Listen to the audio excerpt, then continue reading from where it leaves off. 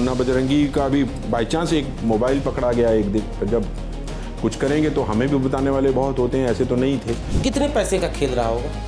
जितनी आप में क्षमता हो। नहीं, सुकेश की बात करें। नहीं, मैं तो कह ही रहा हूँ ना, जितनी आपकी क्षमता हो। एक अंदाजा? नहीं, एक रेट लिस्ट थी कि हर 10 दिन बाद नीचे का लेवल के जो ऑफिशियल्स हैं उनको इतना मिलेगा, से मिडिल लेवल के जो लोअर लेवल के ऑफिसर्स हैं उनको 10 दिन के बाद, हर 10 दिन बाद इतना मिलेगा। देन डिप्टी सुप्रिटेंडेंट को इतना मिलेगा और सुप्रिटेंडेंट को इतना मिलेगा।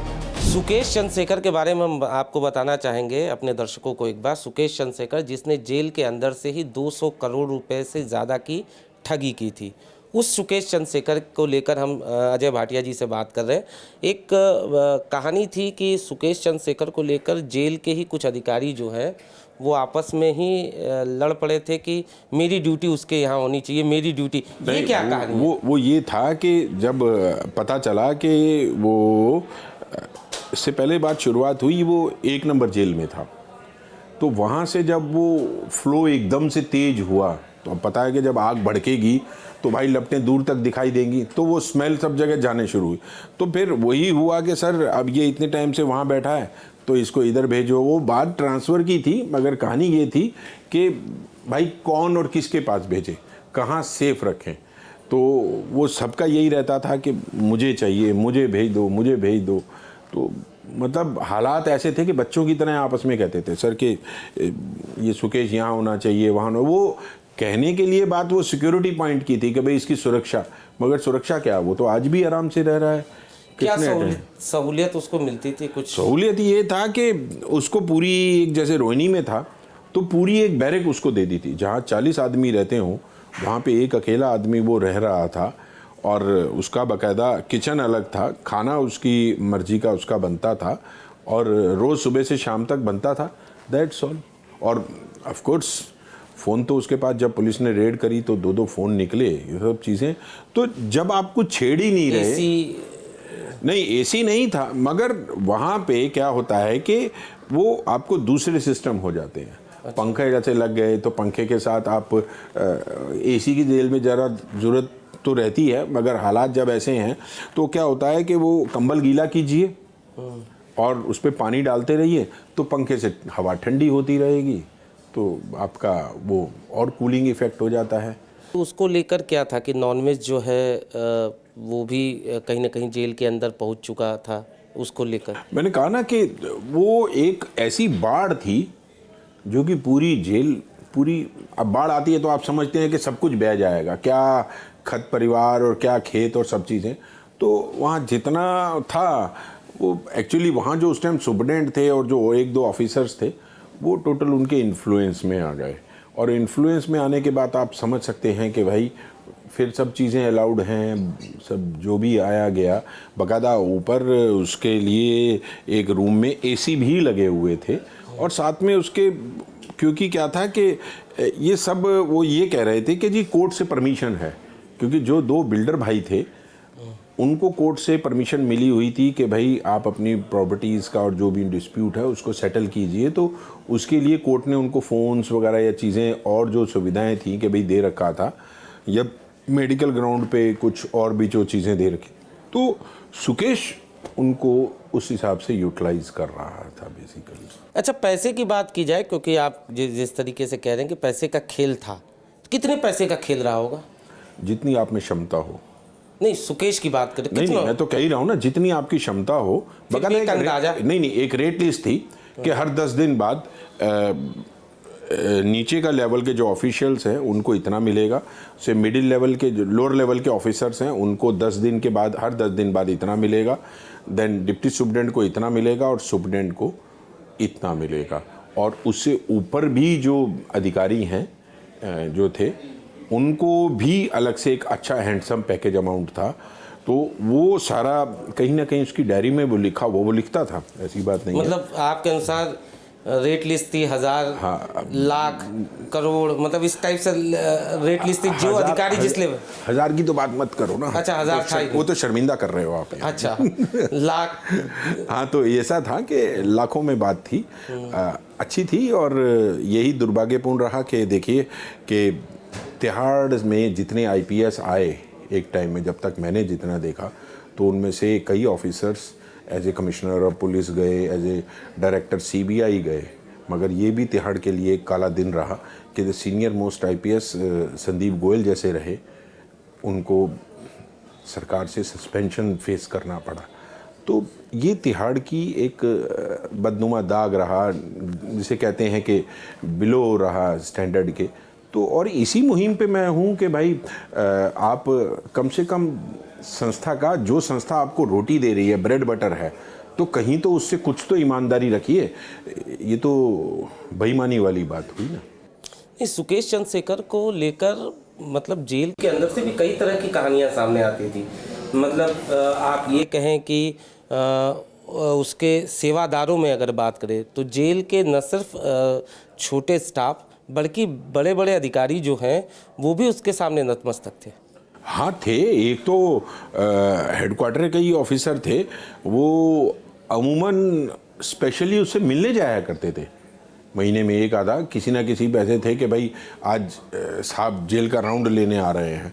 राउंड की बात तो वो अलग होती थी, मगर वो स्पेशली उससे मिल के आते थे। अब नाम तो क्या मैं बताऊंगा, वो रहे नहीं, तो बाकायदा उन्होंने तो वहाँ पे आके तिहाड़ में आके और अपनी बढ़िया सी रौबदार मूँछें रखी और सब कुछ किया, और इस बात पे कि भाई वो और रोबीले दिखें और ताकतवर और दमदार दिखें। तो ऐसे भी बहुत सारे चीज़ें लोगों को देखते रहे। तो अब बट इन चीज़ों से निकला कुछ नहीं ना।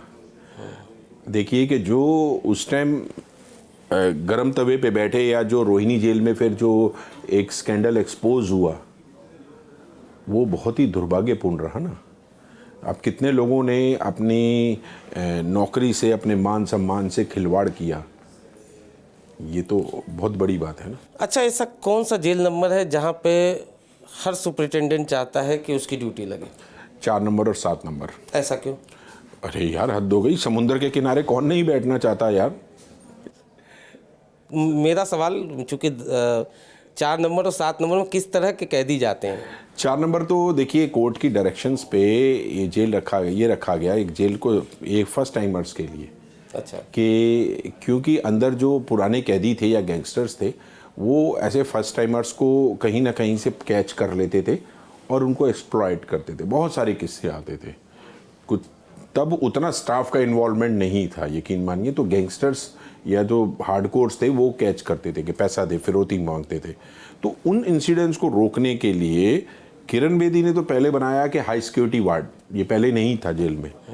तो किरण बेदी के आने के बाद जो उन्होंने बनाया कि जैसे ऐसे हार्ड कोर्स हैं जिनके ऊपर ऐसे हीनियस क्राइम्स हैं, तो उनको सबको high security, special high security ward में डाल दिया, जो कि और 2 तालों में बंद रहेंगे, उन तक कोई नहीं पहुंचेगा। तमिलनाडु स्पेशल पुलिस का 24 घंटे पहरा रहेगा, और बल्कि आर्म्स भी वहाँ पे अलर्ट रखे जाएंगे। और फिर साथ साथ ये डिसाइड हुआ, मेरे ख्याल सुप्रीम कोर्ट्स की डायरेक्शन है कि तिहाड़ में जो ऐसे फर्स्ट टाइमर हैं, क्योंकि उनमें से ज़्यादातर क्या होता है कि 75% तो 2-3 महीने में निकल जाते हैं, तो जो 20-25% पर रहते हैं उनको आगे फिर तब तक यूज टू हो जाते हैं लाइफ में, तो इतना थ्रेट नहीं लगता तिहाड़ की लाइफ से।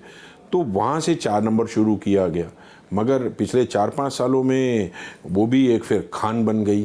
तो सब आदमी की भागदौड़ यही रहती थी, खासकर दानिश की, कि कुछ भी हो जाए 4 और 7 में जाने का मौका।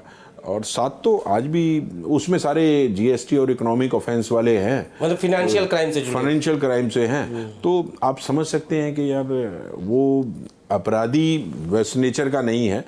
अब वो चाहे जीएसटी का है या फाइनेंशियल का है, तो वो तो सुविधाएं चाहता ही चाहता है। यानी उनसे मेहनताना ज़्यादा वसूला जाता है। हाँ, अच्छा वाला जो चाहते हैं। तो अब वो किसी ना किसी के, देखो सैया भाई कोतवाल, तो आप कर रहे हैं तो अपने दम पे, तो कोई एक सिपाही देखिए इतना पैसे नहीं मांग सकता। अगर कोई एक सिपाही कह दे कि जी मुझे इतना पैसा लाखों में चाहिए, तो एक सिपाही की इतनी हिम्मत नहीं है।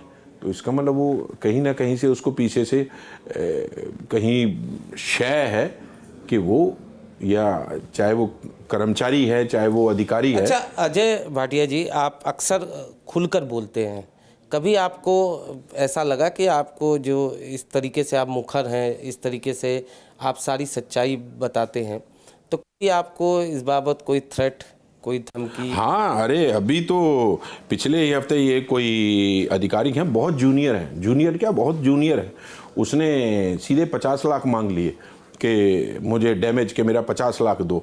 मैं फिर हंसा यार, मैंने कहा यार जो मेरे से 50 लाख मांग सकता है सच बोलने के, वो अंदर वालों से कितने करोड़ों में लेता होगा यार, है ना। तो कोई गैंग भी आपके पीछे लगा दिया गया? गैंग नहीं, गैंगस्टर ज़रूर एक दो रहे। एक तो मुन्ना बजरंगी शुरू में रहा, 2012 की बात है। तो ही यूज्ड टू से कि भाई, एक तो सबसे बड़ी बात है कि जो उस टाइम के जो धानिक्स ऑफिसर थे सुपरडेंट, वो कहीं ना कहीं से उसको रखा गया हाई सिक्योरिटी जेल में कि is a gangster, UP gangster. उसको 2 नंबर जेल में रखा गया था। मगर क्या हुआ कि वहाँ पे उसने वो उन ऑफिसर्स के साथ मैनेज करके, अपना डॉक्टर्स के साथ मैनेज करके पूरा अपना बीपी का और शुगर का ऐसा पूरा रिकॉर्ड 2-1 महीने का बनवा लिया। और ऊपर जो मेरे सुपरडेंट थे उनसे बात हुई, भगवान उनकी आत्मा को शांति दे, वो ज़रा जल्दी चले गए बाद में रिटायर होने के बाद। तो उनसे क्या हुआ कि उसने नेक्सस कर लिया और बात पे वो रोज़ सुबह खड़ा हो जाता था। अच्छा, फिर उसको वहाँ से हाई सिक्योरिटी से निकाल लिया, ये भी नहीं कि, और फिर कैदियों की जेल में रख दिया। अब सारे कैदियों के बीच में एक गैंगस्टर आराम से घूमता था और रोज़ खड़ा हो जाता था, मुलाकात करने आता था कि आज मुझे ये सामान लेके अंदर जाना है, आज मुझे। तो मैंने कहा भैया मेरे पास इतनी पावर नहीं है कि मैं आपको ये सब चीज़ें अलाउ करूं। जो मेरे से ऊपर सुपरडेंट बैठे हैं आप उनसे बात करो, अगर वो करेंगे तो वो इस वजह से जो टशल चलती रही। तो फिर जो ऊपर वाले ने उसको प्रोवोक किया कि पैसे तो ऊपर वाले ने ले लिए, ठीक है, तो कह दिया कि यार इनके खिलाफ कंप्लेंट करते। तो देन ही रीच कोर्ट के जी, एक दिन कोर्ट से आ गया कि आपने इनसे 50,000 मांगे। बड़ा मेरे को अजीब लगा यार, मैंने कहा यार सब काम तो तू ऊपर वाले कर रहे हैं और तुम मेरे पे एलिगेशन डाल रहा है। फिर चलो बात होती रही सोते रहे।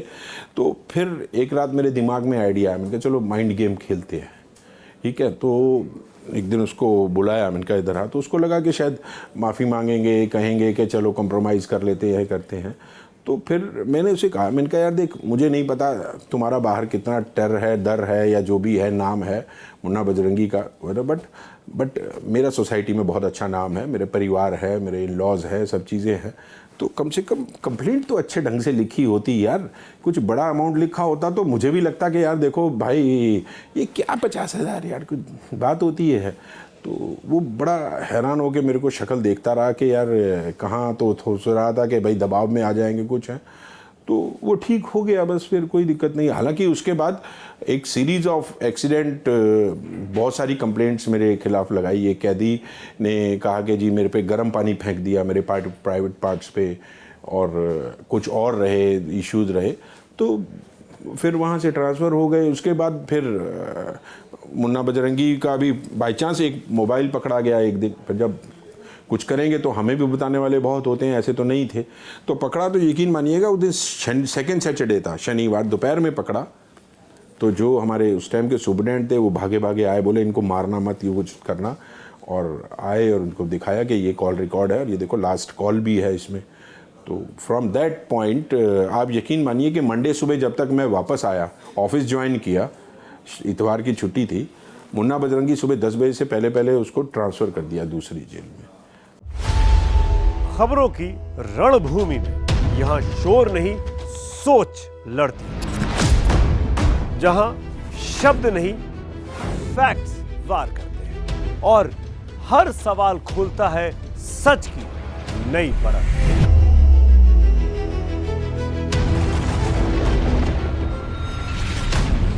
चक्रव्यूह आपके अपने सुमित अवस्थी के साथ सोमवार से शुक्रवार शाम 6:57 पर टाइम्स नाउ नव भारत पर।